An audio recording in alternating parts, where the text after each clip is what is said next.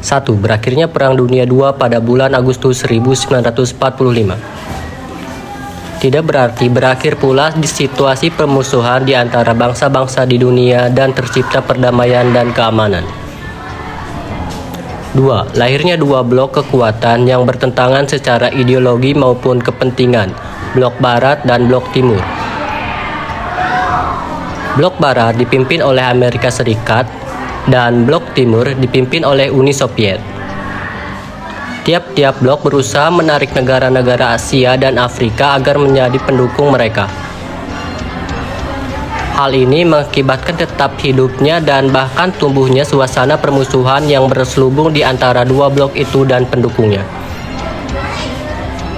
Suasana permusuhan tersebut dikenal dengan nama Perang Dingin. Timbulnya pergolakan di dunia disebabkan pula masih adanya penjajahan di belahan Asia dan Afrika.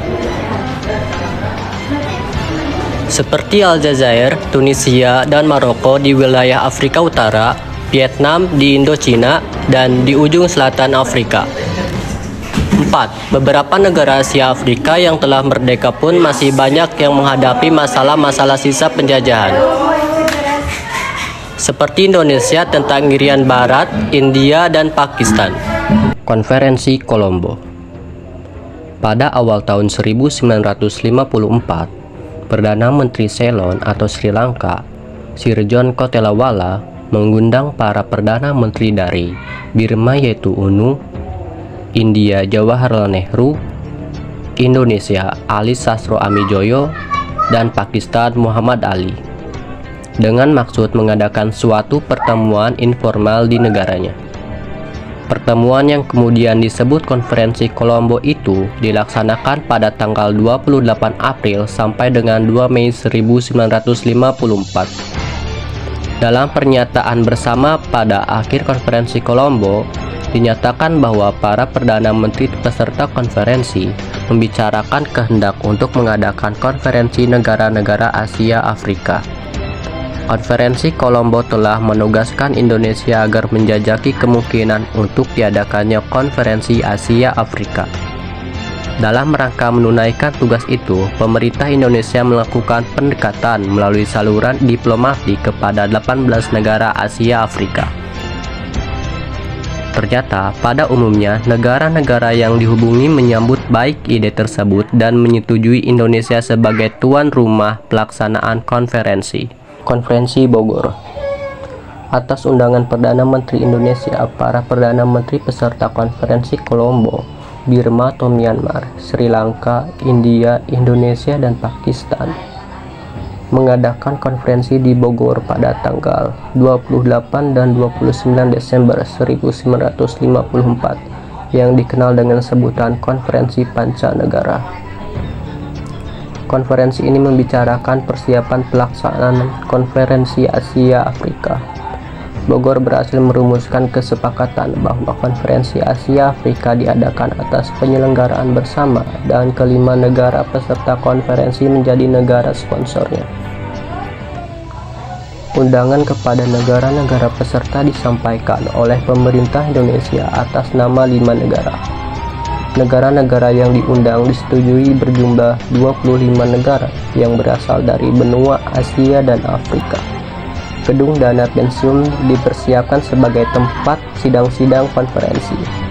Hotel Homan, Hotel Preanger, dan 12 hotel lainnya, serta perumahan perorangan dan pemerintah dipersiapkan pula sebagai tempat menginap para tamu yang berjumlah 1.300 orang. Dalam kesempatan memeriksa persiapan-persiapan terakhir di Bandung pada tanggal 17 April 1955, Presiden Republik Indonesia Soekarno meresmikan penggantian nama Gedung Concordia menjadi Gedung Merdeka. Gedung dana pensiun menjadi Gedung Dwi Warna. Sebagian Jalan Raya Timur menjadi Jalan Asia Afrika. Penggantian nama tersebut dimaksudkan untuk lebih menyemarakan konferensi dan menciptakan suasana konferensi yang sesuai dengan tujuan konferensi. Pada tanggal 15 Januari 1955, surat undangan Konferensi Asia Afrika dikirimkan kepada kepala pemerintah 25 negara Asia dan Afrika. Dari seluruh negara yang diundang, hanya satu negara yang menolak undangan itu, yaitu Federasi Afrika Tengah, karena memang negara itu masih dikuasai oleh bekas penjajahnya. Sedangkan 24 negara lainnya menerima baik undangan itu. Pelaksanaan Konferensi Asia Afrika. Pada tanggal 18 April 1955, Konferensi Asia Afrika dilangsungkan di Gedung Merdeka, Bandung. Konferensi dimulai pada jam 09.00 dengan pidato pembukaan oleh Presiden Republik Indonesia Insinyur Soekarno. Sidang-sidang selanjutnya dipimpin oleh Ketua Konferensi Perdana Menteri Republik Indonesia Ali Sastro Amijoyo. Hasil dari KA. Konferensi Asia Afrika di Bandung melahirkan suatu kesepakatan bersama yang merupakan pokok-pokok tindakan dalam usaha menciptakan perdamaian dunia. Ada 10 pokok yang dicetuskan dalam konferensi tersebut, maka itu disebut Dasar-Sila Bandung. Gerakan Non-Blok adalah suatu organisasi antar negara atau internasional yang terdiri dari lebih dari 100 negara yang menganggap dirinya tidak beraliansi dengan kekuatan besar apapun. Atau singkatnya adalah organisasi internasional tidak bergantung dengan kedua kekuatan besar dunia, yaitu Blok Barat Amerika Serikat dengan ideologinya kapitalisme dengan Blok Timur Uni Soviet dengan ideologinya komunisme. GNB didirikan pada tahun 1961 di Yugoslavia, tepatnya di Belgrade, ibu kota Serbia, yaitu Conference of Head of Government of Non-Allied Countries. Dengan pimpinan pertamanya adalah Josip Broz Tito dengan pencetusnya yaitu Jawaharlal Nehru. Beliaulah yang mencetuskan kata non-blok pada saat pidatonya di Colombo, Sri Lanka pada tahun 1954. Dengan 5 poin, acuan dasar hubungan Sino-India atau biasa disebut dengan Pascel.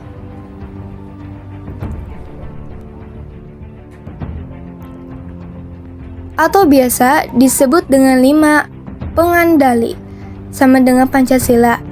Pascel pun memiliki 5 poin. Poin yang pertama adalah menghormati kedaulatan dan integritas teritorial. 2. Perjanjian non-agresi. 3. Menghormati dan tidak mencampuri negara lain untuk mengatasi permasalahan dalam negeri. 4. Elegitas dengan kemakmuran bersama. Dan yang kelima, selalu aktif menjaga perdamaian. GNB memiliki banyak sekali anggota dari benua Afrika. Terdapat banyak negara kecuali Sudan Selatan dan Sahara Barat. Dengan total ada 53 negara yang menjadi anggota.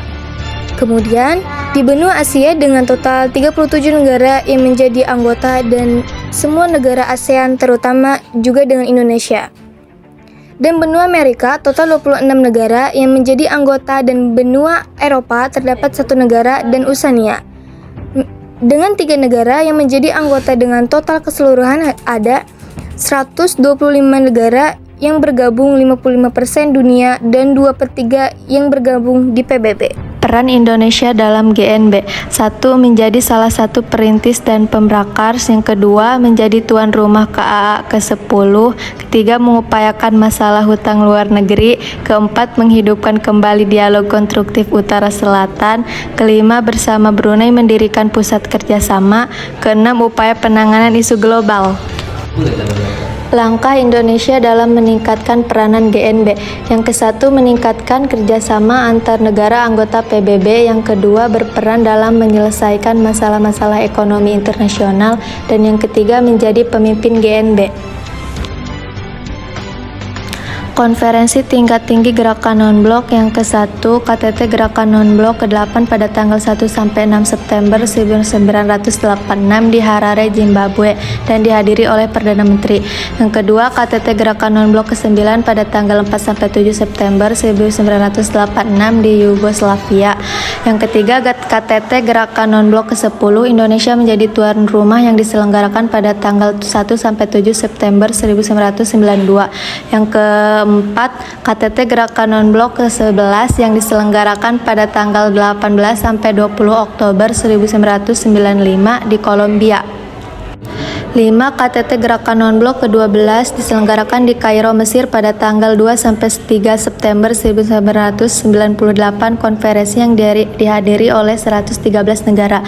Ke-6. KTT Gerakan Non-Blok ke-13 diadakan di Kuala Lumpur, Malaysia pada tanggal 20 sampai 25 Februari 2003. Yang ke-7. KTT Gerakan Non-Blok ke-14 diselenggarakan di Havana, Kuba pada tanggal 11 sampai 16 September 2006.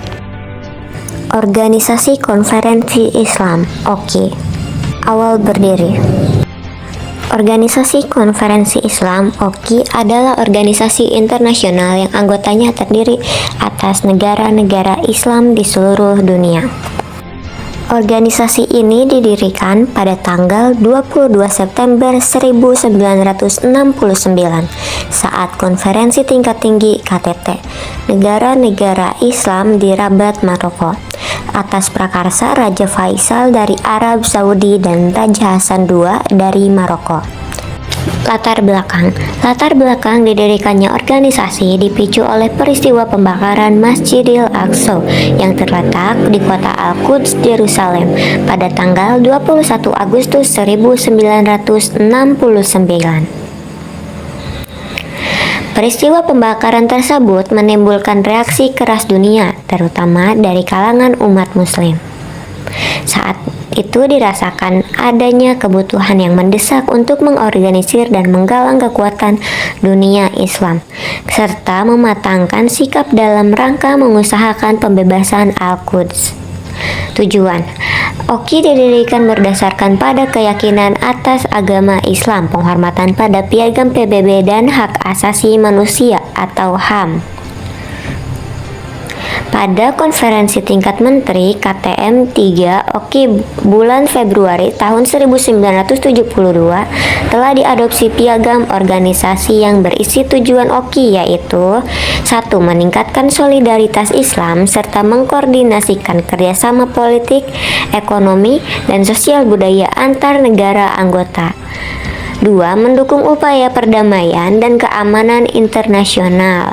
3. Serta melindungi tempat-tempat suci dan membantu perjuangan pembentukan negara Palestina yang merdeka dan berdaulat.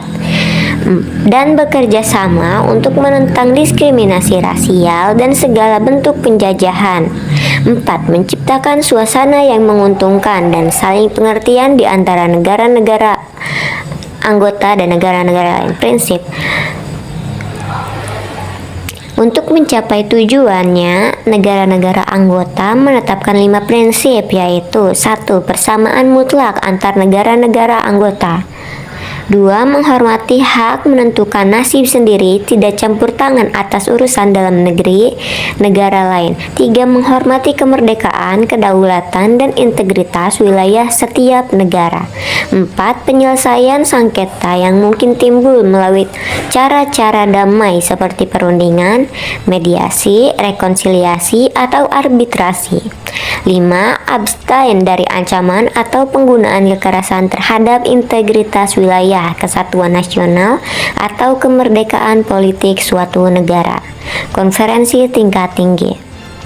Konferensi para kepala negara pemerintahan konferensi tingkat tinggi atau KTT merupakan badan otoritas tertinggi dalam organisasi.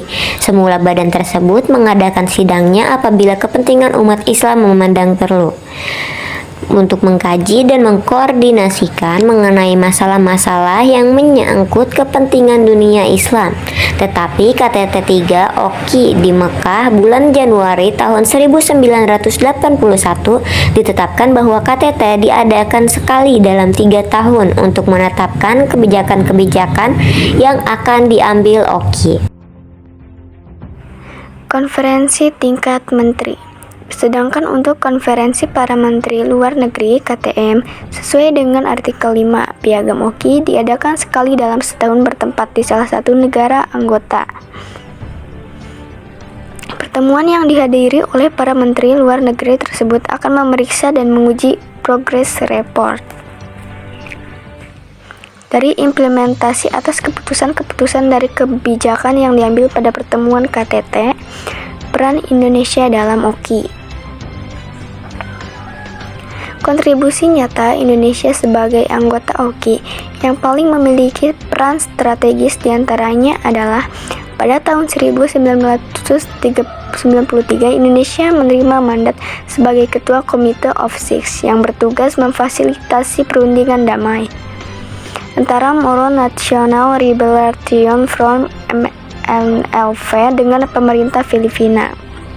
Kemudian pada tahun 1996 Indonesia menjadi tuan rumah bagi terselenggaranya konferensi tingkat menteri OKI KTM-OKI ke-24 di Jakarta. Selain itu, Indonesia juga memberikan kontribusi untuk mereformasi OKI sebagai wadah untuk menjawab tantangan untuk umat Islam memasuki abad ke-21. Dari peran-peran Indonesia dalam OKI tersebut nampak dengan nyata usaha diplomasi Indonesia dalam dunia Islam yang tetap bebas dan aktif. Bebas karena tidak terikat dalam suatu blok tertentu dan aktif dalam mengusahakan segala kestabilan dan keharmonisan serta perdamaian dunia, baik dunia Islam maupun Barat. Pada 28 Juni 2011, Organisasi Konferensi Islam berubah menjadi Organisasi Kerjasama Islam.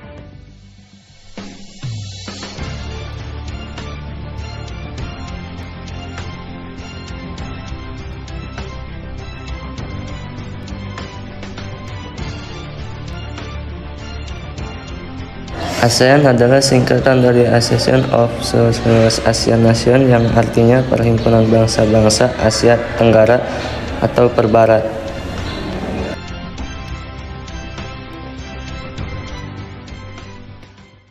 ASEAN didirikan pada tanggal 8 Agustus 1967 di Bangkok, Thailand oleh 5 negara pendiri. Menteri Luar Negeri dari kelima negara yang mendatangi deklarasi Bangkok adalah Adam Malik dari Indonesia, Tun Abdul Razak dari Malaysia, Tata Ramos dari Thailand, Narkosiko Ramos dari Filipina, dan S. Rajatnam dari Singapura. Selanjutnya 6 negara lain juga ikut bergabung menjadi anggota ASEAN, yaitu Brunei Darussalam, Vietnam, Laos, Myanmar, Kamboja, dan yang baru saja bergabung pada tanggal 2022 ini adalah Timor Leste. Sehingga total anggota ASEAN saat ini adalah 11 negara. Organisasi ASEAN memiliki lambang sebagai berikut.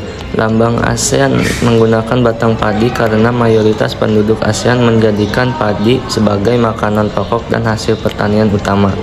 Setiap warna pada lambang ASEAN juga memiliki makna tersendiri. Kuning melambangkan kemakmuran dan kesejahteraan. Merah melambangkan sikap berani dan dinamis, biru melambangkan perdamaian dan keamanan, sedangkan putih melambangkan kesucian.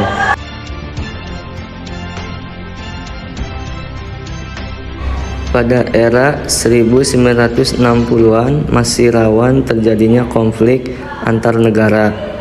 Kondisi terjadi kekhawatiran dapat mengganggu stabilitas dan menghambat pembangunan di kawasan Asia Tenggara. Oleh karena itu dibentuklah ASEAN yang bertujuan untuk menciptakan kawasan Asia Tenggara yang damai, aman, stabil, dan sejahtera.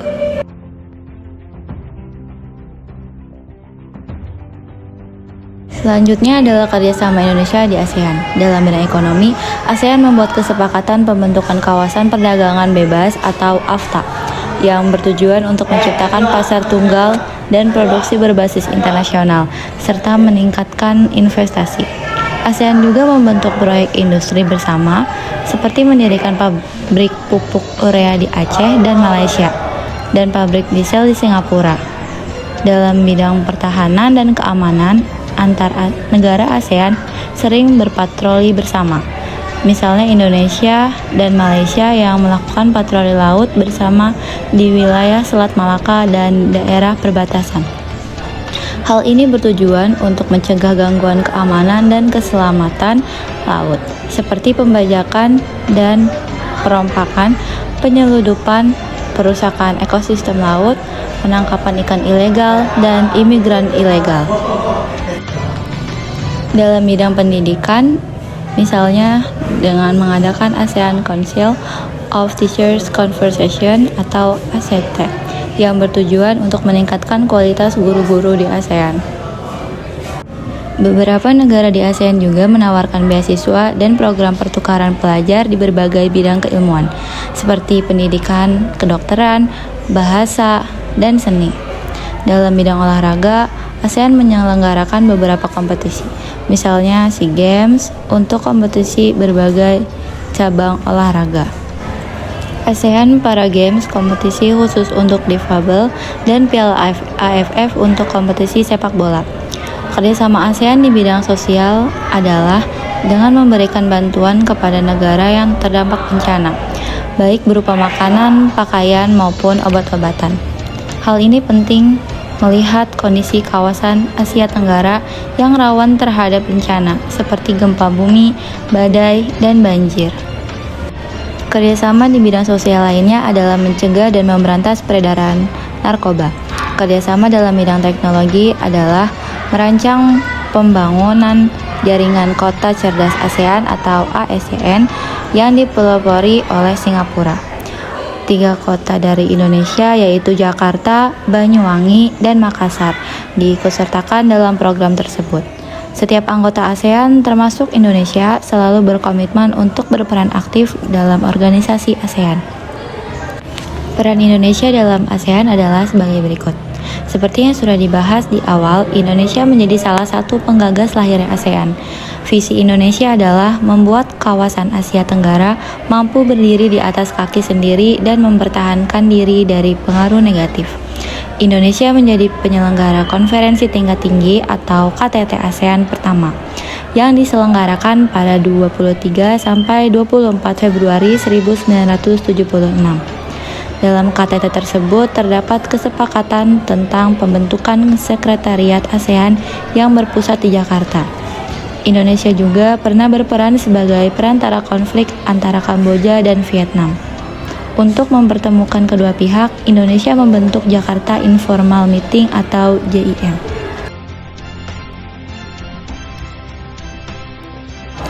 Dalam upaya mengatasi kejahatan, kekerasan, dan konflik di ASEAN, Indonesia memberikan gagasan untuk membentuk Komunitas Keamanan ASEAN atau ASC.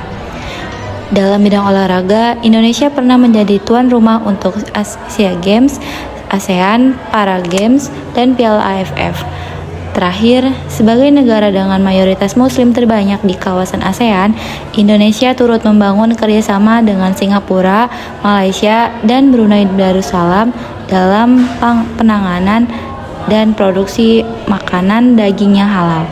Salah satu tujuan program ini adalah mempermudah wisatawan muslim menemukan makanan halal saat berwisata di negara-negara Asia Tenggara.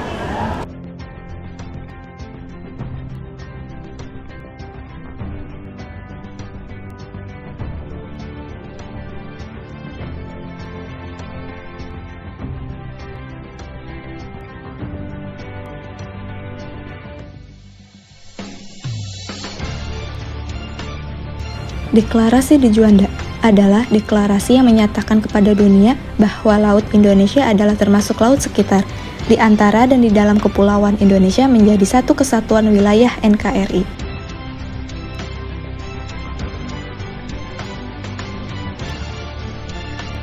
Sebelum adanya deklarasi di Juanda, wilayah Indonesia mengacu kepada Ordonansi Hindia Belanda 1939 dalam aturan tersebut. Pulau-pulau yang berada di wilayah Indonesia dipisahkan oleh laut di sekelilingnya dan setiap pulau hanya mempunyai laut di sekeliling sejauh maksimal 3 mil dari garis pantai. Sedangkan laut yang memisahkan bebas dilewati oleh kapal asing. Latar belakang lahirnya deklarasi di Juanda pada tahun 1957 dapat dipahami dalam konteks situasi politik dan hubungan internasional pada masa itu. 1. Perang Dingin. Pada era pasca Perang Dunia II, dunia terbagi antara dua blok besar yaitu blok Barat yang dipimpin oleh Amerika Serikat dan blok komunis yang dipimpin oleh Uni Soviet. Di tengah ketegangan antara kedua blok tersebut, negara-negara yang baru merdeka seperti Indonesia dihadapkan pada tekanan untuk memilih pihak. 2. Gerakan non-blok. Deklarasi di Juanda terjadi setelah Konferensi Asia Afrika pada tahun 1955 di Bandung. di mana Indonesia bersama dengan sejumlah negara Asia dan Afrika menyepakati prinsip-prinsip gerakan non-blok. Gerakan ini bertujuan untuk memperjuangkan kemerdekaan, kedaulatan, dan ketidakberpihakan kepada kedua blok besar. 3. Konflik dengan Belanda. Konflik antara Indonesia dan Belanda terkait dengan Papua Barat masih berlangsung pada masa itu. Deklarasi di Juanda menjadi salah satu upaya untuk memperkuat posisi Indonesia dalam menegosiasikan kedaulatan penuh Papua Barat dan menunjukkan solidaritas internasional dalam menyelesaikan konflik tersebut. 4. Penguatan identitas nasional. Setelah meraih kemerdekaan, Indonesia terus berjuang untuk memperkuat identitas nasionalisme yang kuat dan menegakkan kedaulatan negara di kancah internasional. Deklarasi di Juanda merupakan bagian dari upaya untuk menetapkan arah politik luar negeri yang independen dan tidak terikat pada kepentingan asing.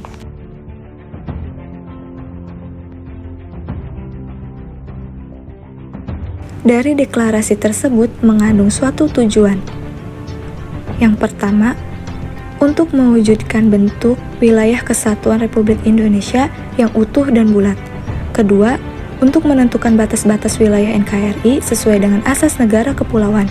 Ketiga, untuk mengatur lalu lintas damai pelayaran yang lebih menjamin keamanan dan keselamatan NKRI.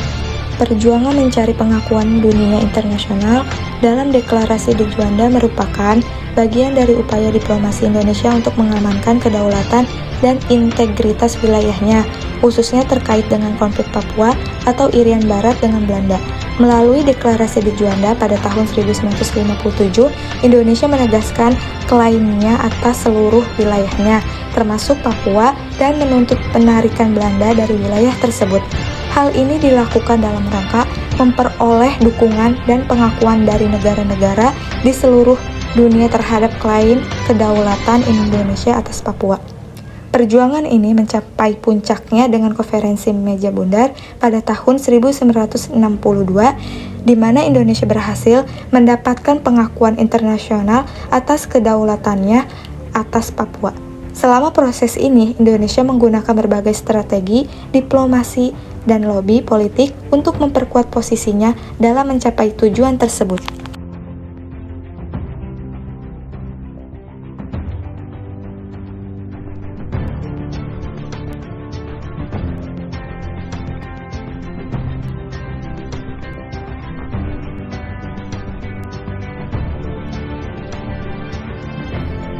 Latar belakang Jakarta Informal Meeting.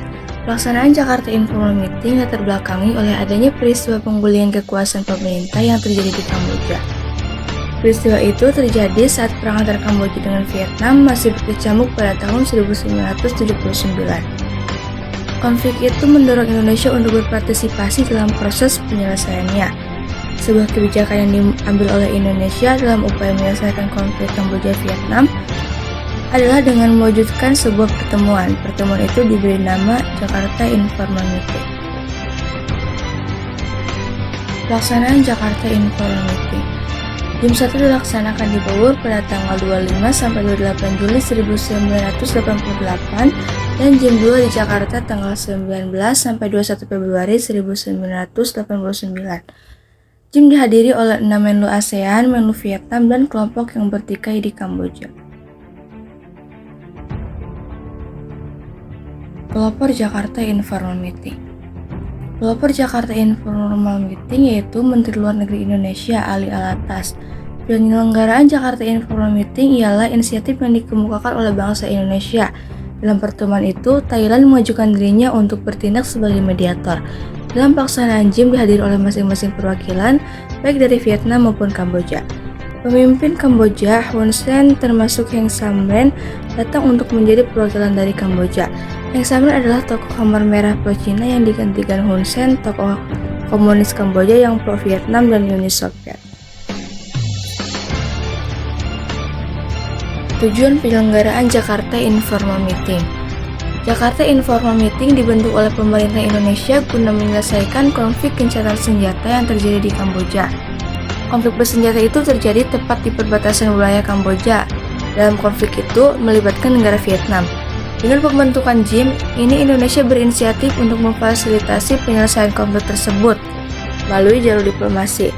Penyelesaian melalui jalur diplomasi ini dirasa sangat tepat bagi Indonesia agar tidak mengakibatkan adanya korban jiwa dalam konflik bersenjata ini. Selain itu, penyelenggaraan Jakarta Informal Meeting ini bertujuan untuk mewujudkan perdamaian dunia, khususnya pada wilayah Asia Tenggara. Hasil dari Jakarta Informal Meeting. Hasil dari JIM antara lain, 1. Penarikan pasukan Vietnam dari Kamboja paling lambat tanggal 30 Desember 1989. 2. Akan dibentuk pemerintahan yang mengikutsertakan keempat kelompok yang bertikai di Kamboja. Akhirnya masalah Kamboja dapat diselesaikan berdasarkan Perjanjian Paris pada tanggal 23 Oktober 1991. Dampak penyelenggaraan Jakarta Informal Meeting. Penyelenggaraan Jakarta Informal Meeting sangat berdampak positif dalam penyelesaian konflik internal antar Kamboja dengan Vietnam. Indonesia membantu penyelesaian permasalahan tersebut dengan jalur diplomasi. Hal itu dilakukan untuk mencegah adanya konflik secara fisik antar kedua negara tersebut. Selain itu, dengan penyelenggaraan Jakarta Informal Meeting mampu berdampak pada peningkatan citra Indonesia di mata dunia. Hal itu disebabkan karena ini adalah diplomasi pertama yang dapat secara sukses diselenggarakan oleh Indonesia.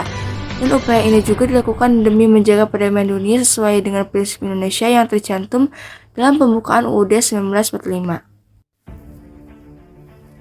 Peran Indonesia dalam penyelenggaraan Jakarta Informal Meeting. Dalam pelaksanaannya, Indonesia sangat berperan aktif dalam pembentukan JIM ini. Indonesia menjadi pelopor berdirinya JIM. Indonesia berusaha untuk memfasilitasi negara-negara yang berkonflik untuk menyelesaikan permasalahannya melalui jalur diplomasi. Selain itu, Indonesia juga telah berpartisipasi secara aktif dalam melaksanakan perdamaian dunia yang sangat dijunjung tinggi oleh negara-negara di Asia Tenggara khususnya. Terima kasih telah menonton video kami. Mohon maaf Assalamualaikum warahmatullahi wabarakatuh.